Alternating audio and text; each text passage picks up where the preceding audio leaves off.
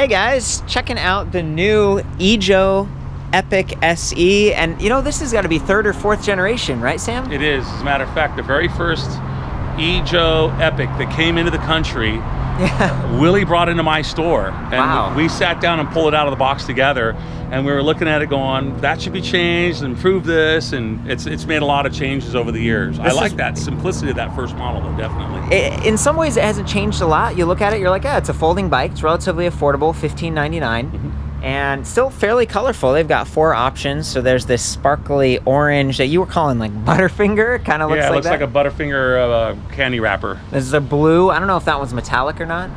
No, it's a flat pastel blue, I'd say. And then a matte black and then a white. Correct. So, you know, several colors, one frame size, but I was measuring standover height here. And it was about 23 inches when it's completely unfolded and everything. And then about a 3.5 inch width there, because there is that joint in the middle. They want that to be robust, but it does stick out a little bit. I was going through this, taking a test ride on it, and I was impressed. One of the areas that they've really upgraded is the 500 watt internally geared motor versus like the older ones were 350 watt. Correct. And even so the first generation of this had a small primary sprocket on it. You'd ride it and that 350 felt really speedy because you were spinning so quickly on it. And we advised them, put that bigger primary sprocket like everybody else 52 uses. teeth, right? Like bigger, that's the chainring he's talking about. And because this has 20-inch wheels, 20 by 1.75 tires, you know, you want that bigger chainring to sort of balance out the smaller wheels that spin faster. Yeah, the great thing about Willie with Ejo is he listens to not only the dealers, but also the consumer. He gets direct feedback. And after 3 or 4 generations, you pretty well dial it in and get it better and better, and every time you make it a little bit better. And this is the best version, in my opinion. As a matter of fact, this was my pick for folding e-bike of the year. Incremental improvements. So the other thing that I want to mention while we're on the topic of the motor here is that internally geared motors, they give you a pretty high power and torque for a relatively compact size and weight. Correct. And with a smaller wheel diameter, the 20-inch wheels, you end up with a good mechanical advantage. So it's not having to turn this really, you know, big wheel like 26 or even 28 inches. You got the 20-inch wheels. The other thing that really struck me was it's got 180 millimeter mechanical disc brakes. That's like overkill. You got a little wheel and then a huge disc brake rotor, tons of stopping power. For U-Cord, it's overkill, but for me, it's perfect. I want to have good stopping power. And some of your folding bikes are kind of lacking in that. And this, he went the extra mile and went with those bigger 180 discs, which give you a more linear, powerful stopping power. You can lock the brakes up on this and slide the tires if necessary. Some electric bikes you cannot do that with. Right. Well, and the other thing, okay, so there are compromises in terms of trying to hit that price point, but considering that this has lights, they're not integrated, right? They're just standalone lights, but it does have front and rear lights. You got the plastic fenders, you got the cargo rack here, 25 kilograms, so that's about 55 pounds with the little spring latch. There's a lot of utility, but the brakes, the rotors are big, but they're not hydraulic. That's true. So you don't have the adjustable reach on the levers, but you do have motor inhibitors. I was amazed that, like, you don't see them. See how there's just a single wire coming off of the brake lever? But then down here, there's this odd triangular black box. And we were testing it, and we were like, yeah, it's definitely killing the motor when you pull the brakes. So maybe 3 years ago, 4 years ago, when this bike first came out, that part wasn't available. I think manufacturers are over in China and they're looking at what's available from different sources, and they're implementing like newer technology and better equipment on their bikes. Right. Well, so what's the advantage of this, Sam? Why would you? It's cleaner because a lot of times if you're dealing with that extra wire that's coming out from your brake levers, they could get tagged or bent or broken, and then your bike doesn't run because your brake inhibitor is on at that point. Exactly. And you're like, what's the problem here? And they don't realize this is a less likelihood that something's going to go wrong with it. And there's only one thing versus there used to be 2. And I'd heard you talk about that before. You would tell people like, well, you could actually disconnect the motor inhibitors. We do it when we're troubleshooting a bike. That's one of the first things you do is disconnect things that'll keep your bike from running. You only need a controller, a battery, and a motor, maybe a throttle in most cases. Everything else is not necessary for your bike to run. So get rid of that other stuff to cut down your troubleshooting process by eliminating other factors that would cause your bike not to run. Process of elimination. And one of the other ones, the other area that's been cleaned up is the cadence sensor down here. So a lot of times in the old days, I would say, oh, there's 6 magnets, there's 12 magnets. Now you can't really see them because they're internalized in this plastic another black box situation where you can see the wire running away from it, and that's what detects the motion of your crank arm spinning around. So this isn't a torque sensor. You don't have to push especially hard. You just have to move those crank arms enough for it to respond, and that's not going to get bumped out of position as much as the older ones. That's correct. They're bigger. We used to have issues with those in the past, and a lot of people would come in and their throttle would work, but their pedal assist wouldn't. And a lot of times, just over the phone, I can tell them, look at the disc and look at the distance between the sensor and the disc, and just like push it in closer. And they're like, they call me back 5 minutes later, and they're like, I can't believe it, I fixed it. Yeah, that's great. It's neat that you can see like I was saying, in some ways it looks like the classic SE, like we're used to seeing the Epik, but there are these updates and these improvements. I do want to call out the suspension fork. This is a Tempo.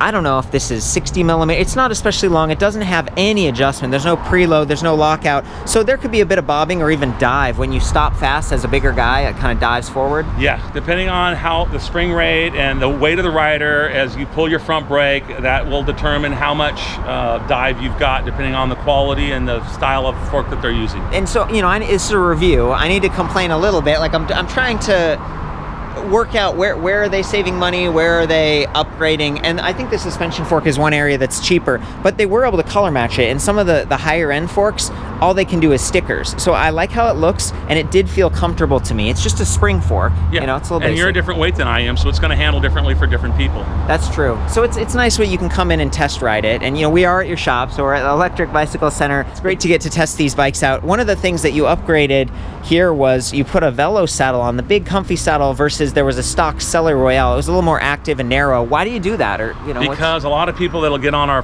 most folding bikes come with a tiny little seat. So why do they do that?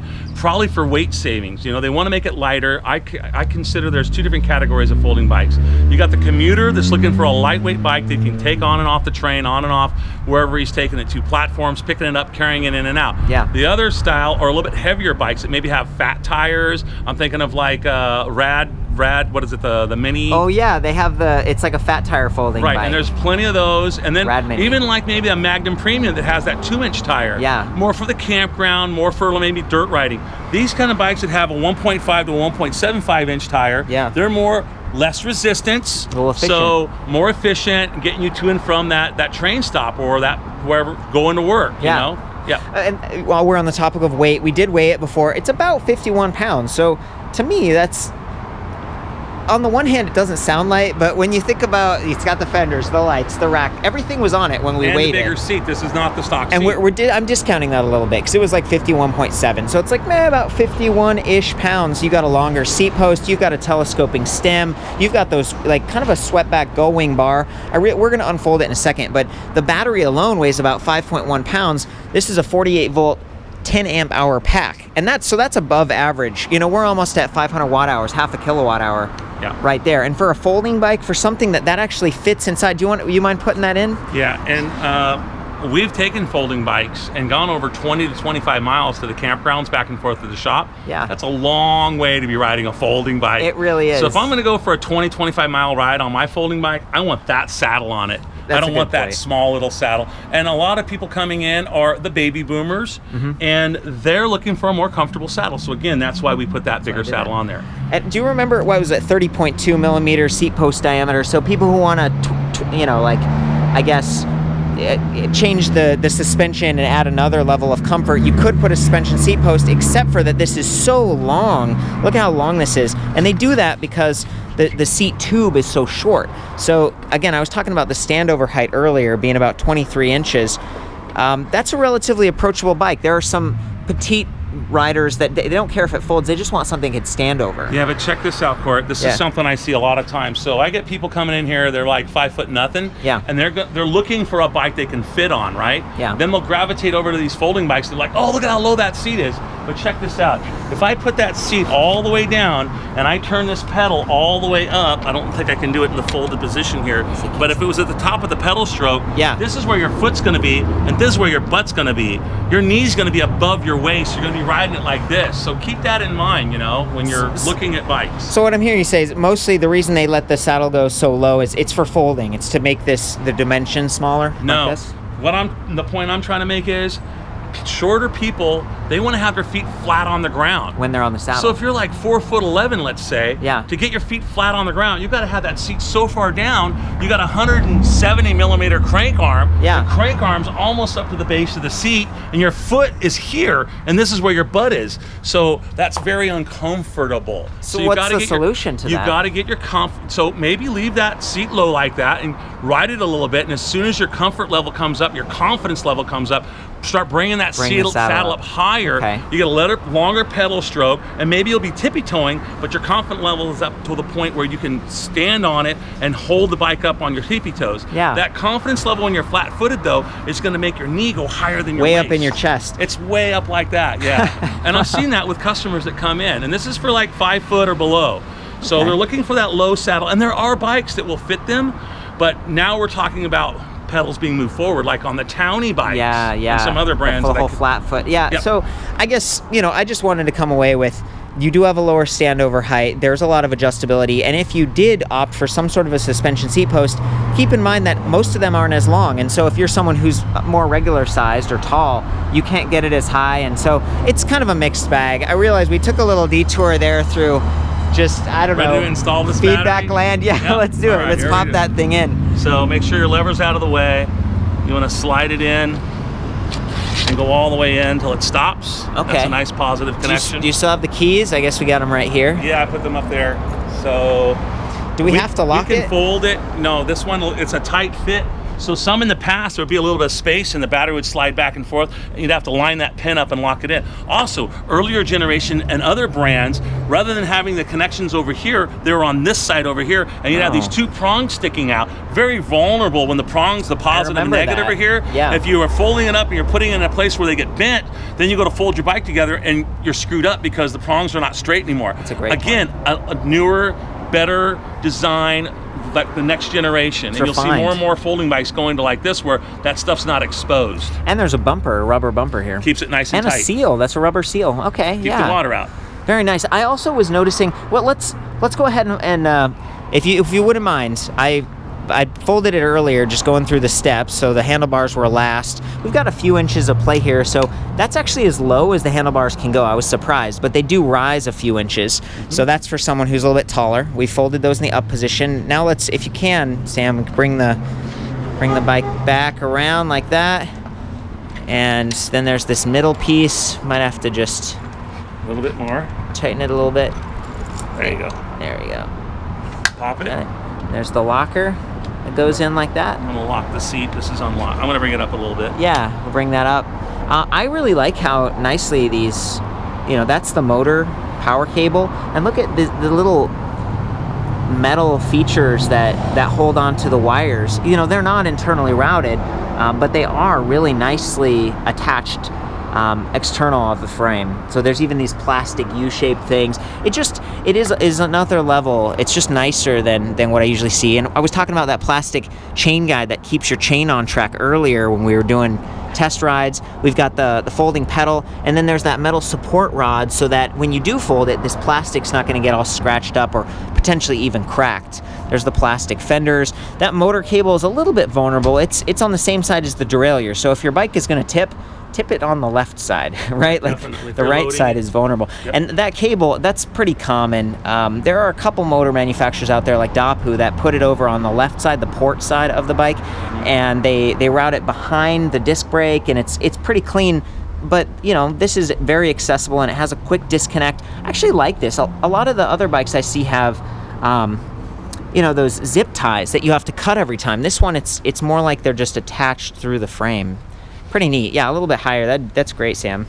I appreciate your help with this. And this is the handlebar positioning we were talking about earlier. A little bit more swept back. It's a very relaxed feel when I was test riding this. Have you taken it for a ride? Yeah, we've ridden it, and again, I just like the feel of this bike, the power delivery on level 1. For anything that has 500 watt 48 volt, you got to get the algorithm right on the controller, or it's going to be a jerky sensation. Yeah. This bike is very linear in its power delivery, and I was talking to Willie about it. On a level 1, you're only getting about 10% of the power.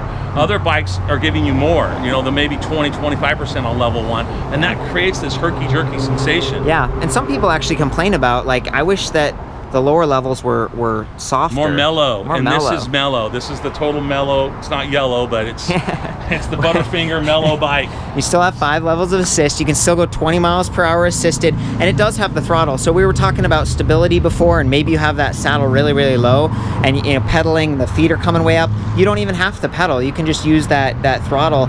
It's available on levels 1 through 5, not on 0. So this does have like a bicycle only mode. And then the display just turns into like a little menu of like how fast you're going. Right, and again, depending on what your cockpit and your controls are, a lot of people use like an older throttle, and they'll have the cable routing out this way and spinning it around down if it's on this side.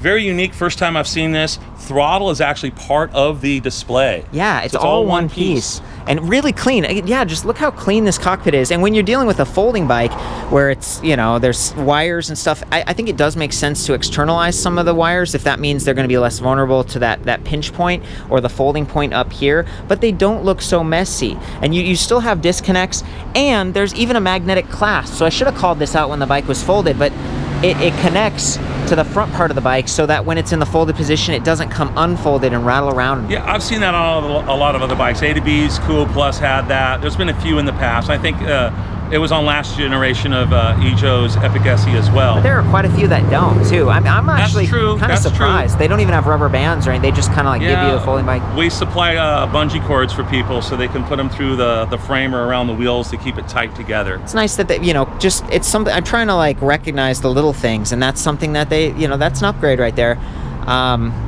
You got the kickstand here, adjustable length, center mounted. So, I always complain about this, but if you walk the bike backwards, let's say you're walking out of your garage, and then that crank arm collides right there. See, and so that's something I think about, because then you kind of have to move it like this. It's a minor gripe. Kickstand works all right, and right now it's a little bit slack, so I might raise it, especially if I was loading up the rack back there.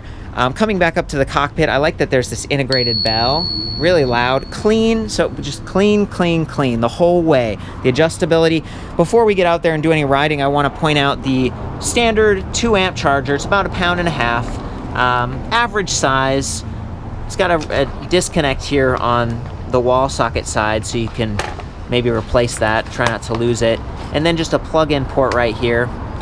Comes with a handy tool, a whole bunch of hex wrenches, and then there's this really cool USB port for maybe charging your portable electronics if you're using your phone as a GPS. And a lot of times these folding bikes, if you've got it on a boat or an RV, you're in a place you don't know about, and you can, charge your phone and mount it right up here. I had a mechanic that would always take his phone and he'd hook it up to a battery on one of my bikes on the showroom floor. And I'm like, what are you doing, man? Just plug your thing into the 110 outlet.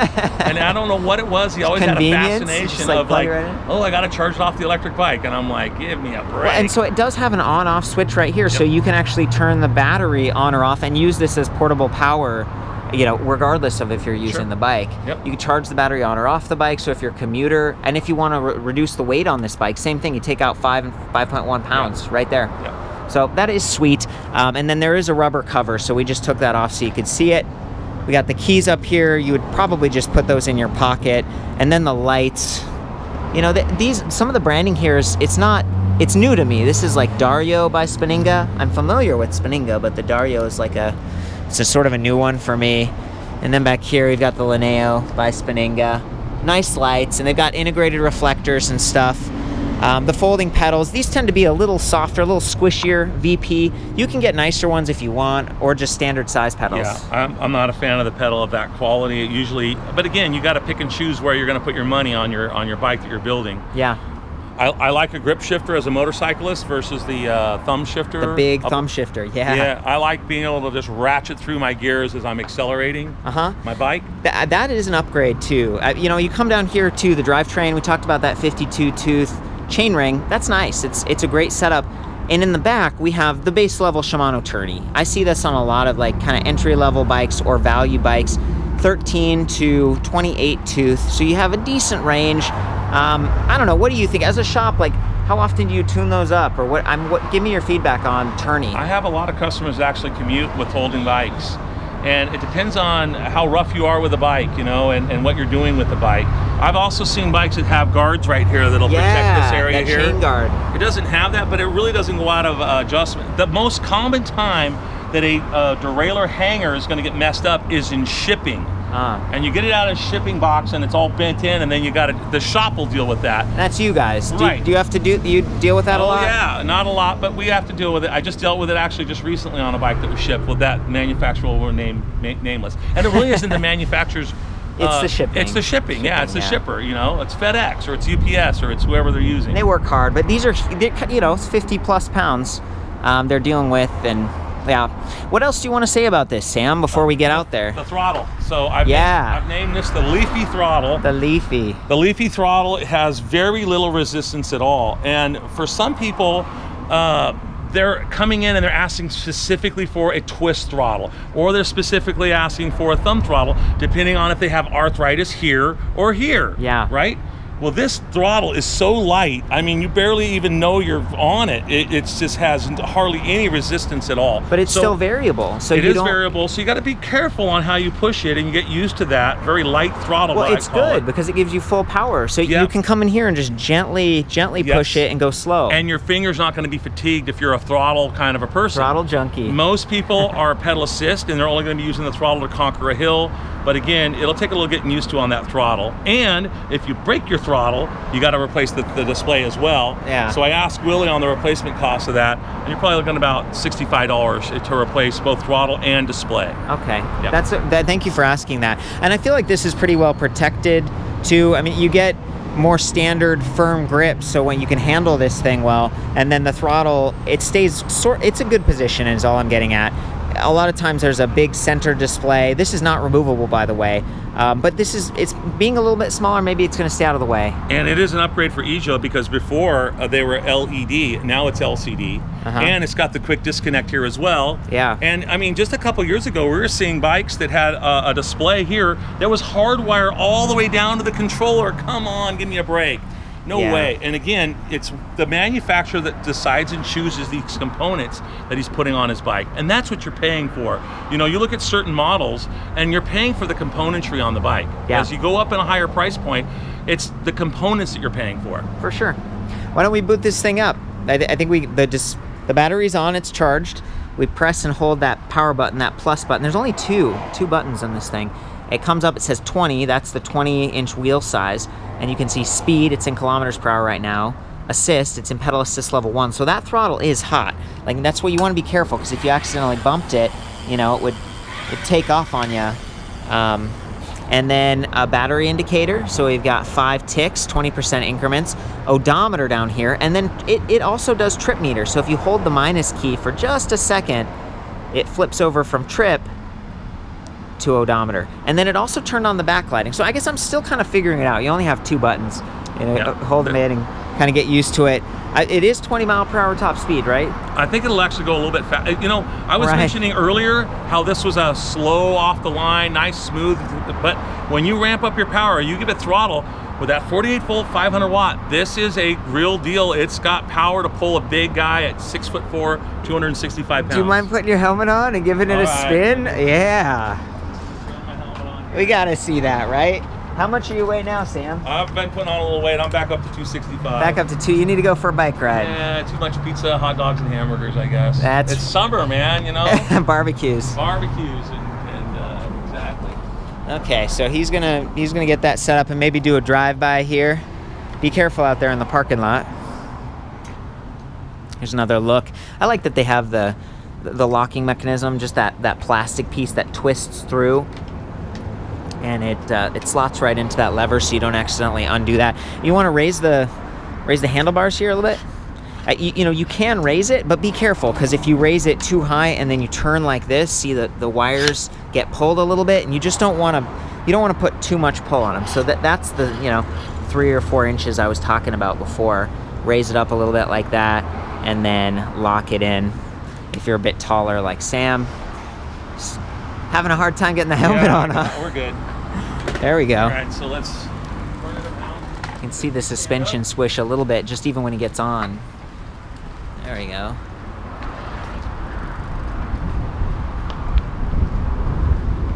So again, on level 1, I've got a nice, let's start again from a stop here, and let me take off. See how smooth this is for it? Yeah, he's saying it's really smooth and like... Yeah, so when you're going into a corner and you got a big burst of power, you'll end up, you know, like, whoa, I got to hit the brakes. This one, let me show you as I start to, right there I'm accelerating. And look at how slow this acceleration is. That's really rare, and that's all in the algorithm and getting it correct. Yeah. And if I want to go quicker, I'll just ramp up a little bit more power here.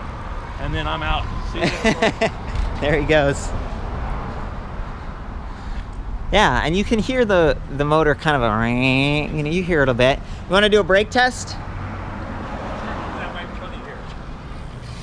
Oh boy, he did a stoppie on that one. Were you trying to do that?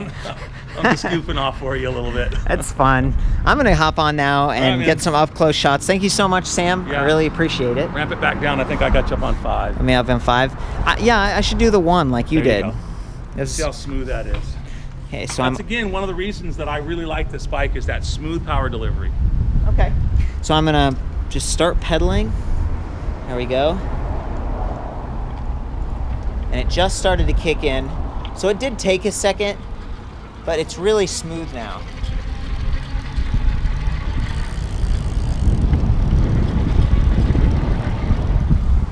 Smooth and quiet in the lowest level of assist. Now I'm gonna arrow up to level 5, and it's gonna activate more quickly because I'm already going like, you know, 7 or 8 miles per hour. There it goes.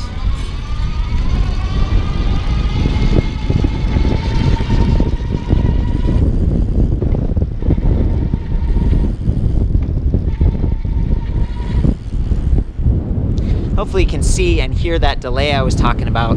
I'm moving my cranks, and it just takes a second for the cadence sensor to activate, which isn't such a big deal when you have a throttle, especially because the throttle activates from standstill. So let's pretend I come to a stop sign.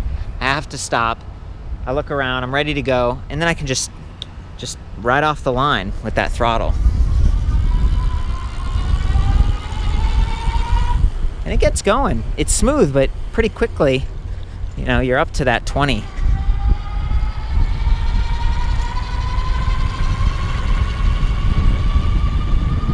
There we go. I'm gonna do a little bit of, I almost don't want to take my hands off, not because they're speed wobble, but because the smaller wheels tend to be a little bit squirrelier. So you actually do have a very tight turning radius like that. Easy to get this thing around corners.